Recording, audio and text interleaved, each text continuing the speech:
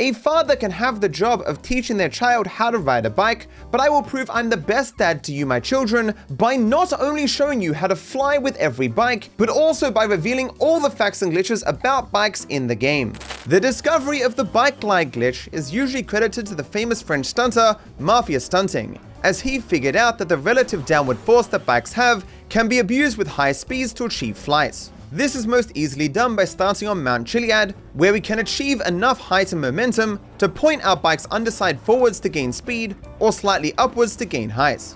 The most difficult part is maintaining this exact angle, so using a controller is necessary, as it allows us a much greater control over our angle than what is possible on keyboard and mouse. Continually spinning the joystick at different speeds keeps you at an angle that allows you to control and maintain yourself in the air. If you stop spinning the bike gets uprighted and you fall.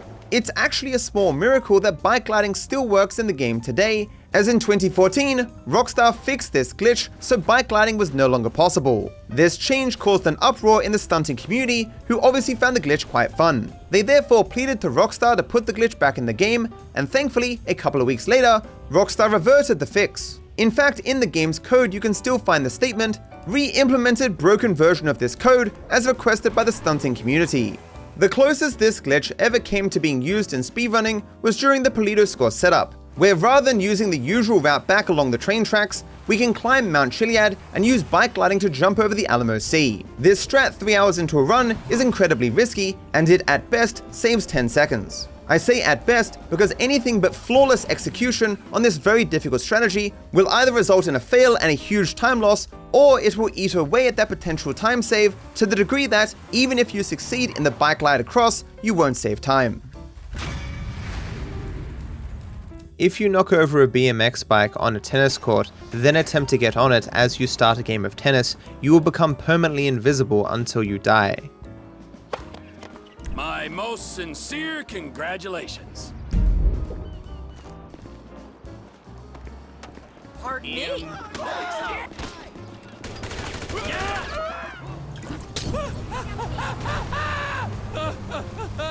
Wall climbing is a bike trick that is achieved by approaching a flat wall holding accelerate and lean back, and then switching to lean forward and brake just before hitting the wall. Slowing down the game with the character swap wheel can make this far easier, and you can see me use this to great effect during my no jump challenge. Oh wow, you can actually use it while using ult, that's nuts. That is insane! There is a broken bike that spawns halfway into a wall at this location, and thus it glitches out spectacularly.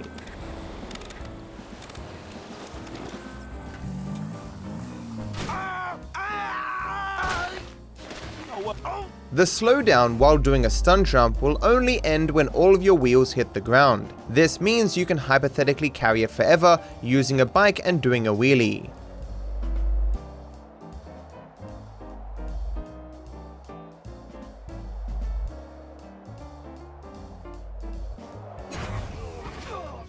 When falling from very high, if you dive off your bike at the exact right moment when you land, you take no damage. While in a player garage, if you switch character while halfway off a bike, when you switch back, you will have two of that bike. If you're on a bike, it is possible to start either of the mechanics in Blaine County by going through the side door. What miracle did you want me to perform? All patched up. The random event Escape the Paparazzi has an unexpected outcome if, rather than helping the celebrity, you simply steal a bike from one of the photographers. Can you give me a ride past them, please? I'm hardly wearing any makeup! Come on, quick, get in. I think that's Bill Anthony. Hey, have you had some work done, Bill? Hang on. Is he Morgan Chester? Believing you to be some sort of celebrity, the paparazzi will now chase you even in the middle of the street to take your photo. When on a bike, you are at your slowest but you don't tilt at all. You are slightly faster and can turn better when leaning forward, but you are at your fastest when doing a wheelie, although turning is now harder.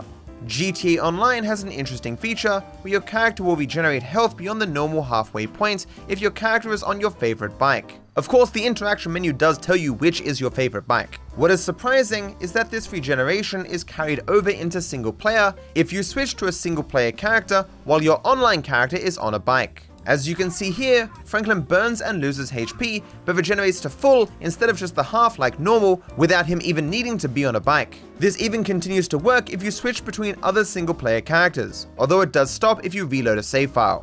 While on a bike, if you move slightly forward and then hold back and press handbrake, your character will freak out.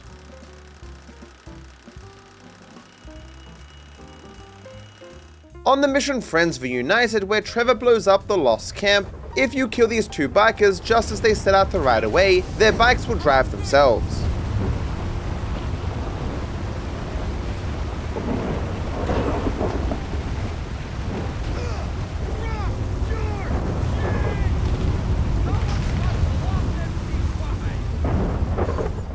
When going downhill on a bike that can bunny hop, holding the bunny hop button removes all your traction and makes you slide as if on ice. This enables you to move faster than any other form of movement on the bike. If you have a motorbike and do a burnout on chopped shit, the shit will not disappear, and so you will have an infinite spray from your tires. With some bikes you can do what you could call an infinite stoppie. This can be achieved by shooting out the tire of a Barcy, for example, driving up to top speed and then holding brake while leaning forward. This will levitate your back tire off the ground and enable you to glide effectively indefinitely despite never giving additional thrust.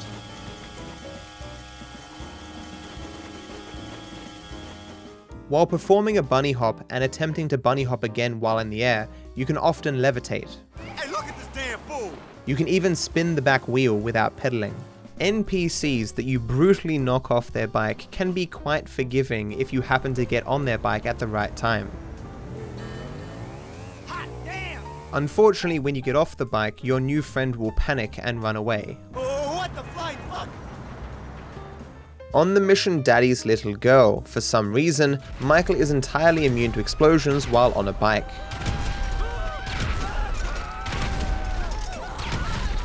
Additionally, once Jimmy leaves the area, it is possible to kill the bike rental guy and to see that the other bikes are also immune to explosions. Jimmy is also immune to explosions while on his bike, but you will still mission fail because he gets spooked. The yellow dot for the mission Pac-Man is meant to bring you to a complete stop. It, however, is unable to do so if any of your wheels are off the ground.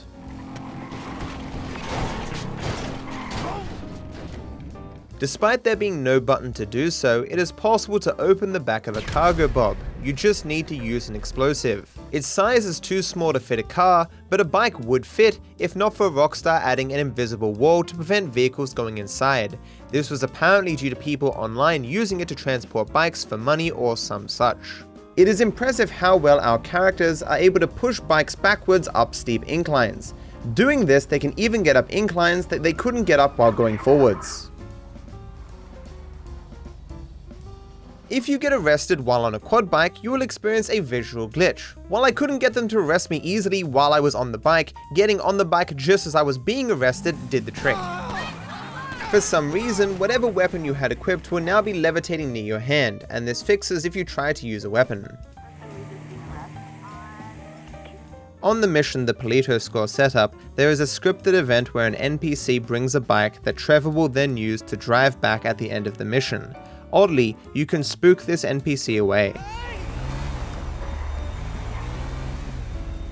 As Trevor will no longer have the vehicle he uses to leave the area, he will simply stand there confused.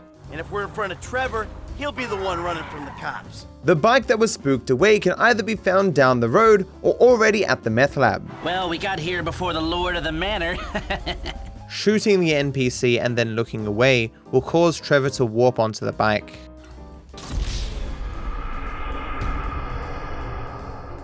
Trevor's hipster rampage has a chance to spawn a bike called the Fixter, and this is the only place this bike can be found. More interestingly, if during the rampage you get on one of these bikes, shoot a person with a shotgun, and then stay on the bike for the remainder of the rampage, this happens.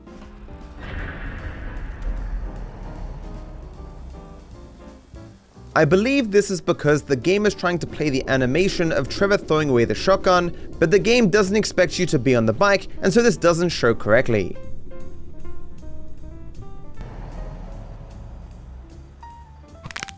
Using a bike and performing a wheelie against Franklin's bathtub can put you into a textureless state upstairs.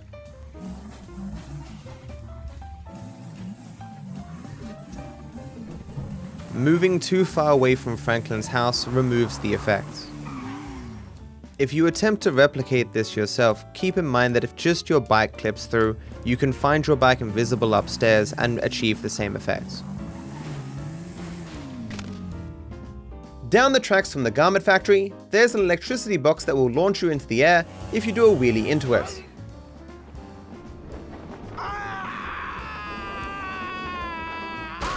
On the mission Daddy's Little Girl, rather than simply charging $20 as he's meant to, the owner of the bike rental place will charge you far more. In fact, he'll continuously charge you every time you get on the bike until Jimmy gets on his bike. If I beat you to the end of the pier, you're buying me a new TV. If Jimmy is blocked from the bikes, you actually have time to get yourself all the way to $0, although you cannot go into the negatives and Jimmy will eventually teleport to the bikes. If I make it to the end of the pier first, you're gonna buy me a big-ass new flat screen. For the curious, if you get to the bike rental place with $0, the bike is just free. Oddly, sleeping does not despawn the last vehicle that you rode, meaning that you can put yourself into some awkward situations.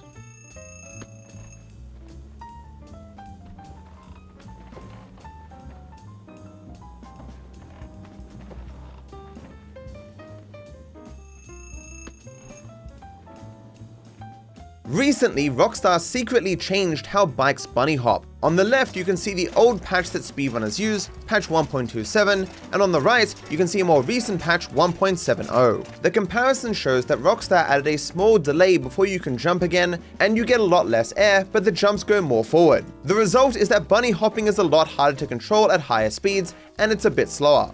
While Rockstar tried to nerf the bike strategy of using bunny hopping for massive speed, they accidentally allowed a new way to do it that is even faster. It works by first jumping a bit, and then holding front brake with forward, and then spamming jump. As I said, this is actually much faster than it used to be on the older patches, and it is easier to control, but turning is much harder. The Barsi 801RR is a unique version of the Barsi with different livery that only appears once in GTA 5, which is during the jewel store heist getaway if you specifically pick the worst driver, Karim. Ah, okay. This one's new blood.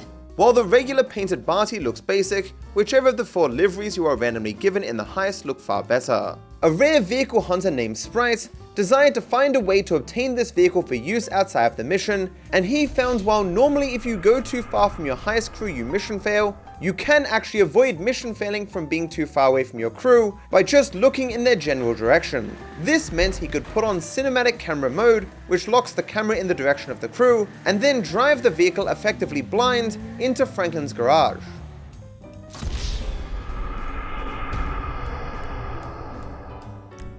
Go, go!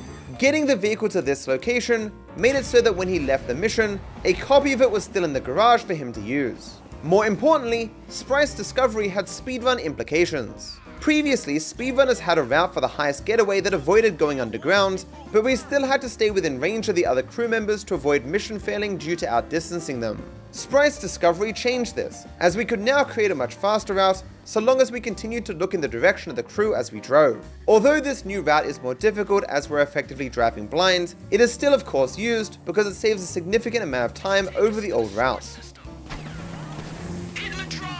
Any customization to a personal vehicle will carry over into mission replays, including for missions that occurred before your chosen upgrades were even unlocked. One interesting aspect of this is that upgrades to Franklin's bike apply to the mission replay of repossession. This is funny because the upgrades apply to the bike before Franklin even acquires it.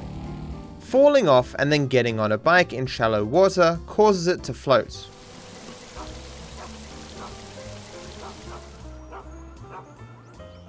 I remember when my dad taught me how to ride a bike. Unfortunately, he didn't tell me how to stop, so I just kept pedaling and I never saw them again. But at least you're still here, which is why I say thank you for watching, and I wish you all the best.